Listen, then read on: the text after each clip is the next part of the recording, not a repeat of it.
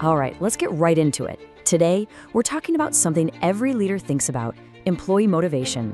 But we're not just talking about it as some feel-good, nice-to-have thing. No, we're talking about it as a direct, measurable, financial dividend.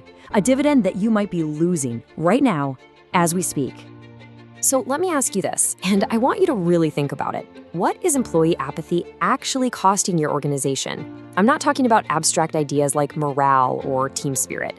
I'm talking about cold, hard numbers that are hitting your bottom line, day in and day out. What is the real price of doing nothing? And that really brings us to our first major point. This is not some soft HR issue that's hard to pin down. It's a continuous, quantifiable financial drain on your business. Let's break down exactly how this apathy is chipping away at your profits. Now, this is a crucial mental shift you have to make. Stop thinking of low motivation as just a missed chance for a little extra growth.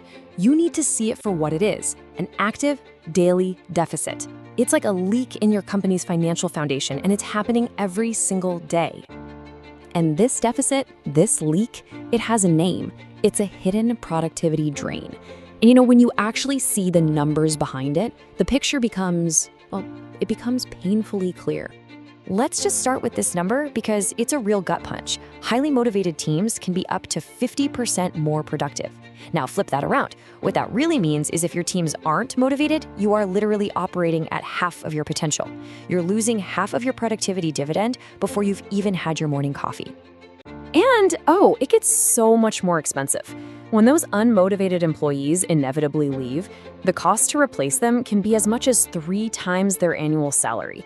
And that's not just recruitment fees, right? Think about the lost knowledge, the ramp-up time for a new person, the hit to the whole team's momentum. It's a massive direct financial blow, tied directly to poor motivation. So, what's causing this massive financial leak? Well, the reasons are probably going to sound pretty familiar. We're talking about burnout, especially with all the new ways we're working. We're talking about ineffective leadership, or worse, micromanagement, not recognizing good work when you see it, and of course, a career path that feels like a dead end. These aren't just complaints, they are the direct drivers of your financial losses. But here's where we pivot. Because what if you could stop just reacting to all these problems? What if you could actually prevent them? What if you could move your leadership style away from just guesswork and towards something closer to a guarantee? Just look at the contrast here. On one side, you've got the old way, right? Leadership based on gut feelings, anecdotes. It leads to totally unpredictable and frankly costly results. But on the other side, you have a strategic, data-driven approach that's rooted in behavioral science. And that leads to predictable, proven, and profitable outcomes. And the absolute key to this scientific approach is understanding a principle called loss aversion. It's a cornerstone of behavioral economics. And it's simple.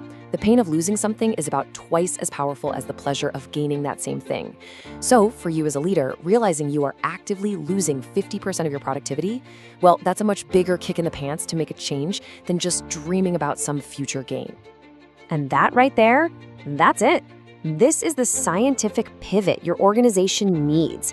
It's how you finally stop the financial bleeding. It's how you unlock that peak performance that you know is just sitting there, dormant inside your teams. Okay, so this all sounds great in theory, but how do you actually do it? How can leaders make this pivot in the real world? Well, let's look at how these principles are applied in something like an empowering leadership program to see how it all comes together. A really effective pathway can be surprisingly straightforward. Think about a 2-day structure. On day 1, you just focus on the foundations, right? Mastering the absolute bedrock of engagement. Things like Herzberg's 2-factor theory, so you get recognition and compensation right. Then, on day 2, you build on that. You start applying the advanced stuff, behavioral economics and neuroscience, to give leaders a real toolkit for strategic influence. And the results of this kind of approach, well, they speak for themselves. The data shows that organizations using these kinds of neurological principles in their training see a tangible revenue increase. We're talking 15 to 25% compared to those still using old traditional methods. That's a serious, quantifiable ROI. Which brings us to the final and maybe the most crucial point. This is about way more than just improving things. This is about securing your competitive edge in the market. And every single day you wait to act, that edge is slipping away. Look, we're not talking about another training program that gives you a binder to put on a shelf.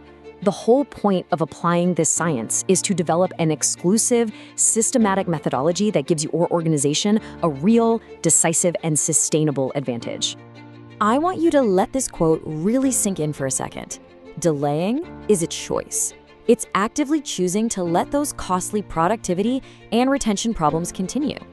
The cost of doing nothing is real, and it is adding up every single day. So the choice for every leader out there is pretty clear. You can continue to accept the hidden daily costs of low motivation, or you can invest in a scientific, proven way to finally unlock your team's true potential. If you're ready to stop the losses and start building a culture of excellence, organizations like Humanology have the tools to get you there. The first step is just admitting that the motivation dividend is real and it's out there, waiting for you to claim it.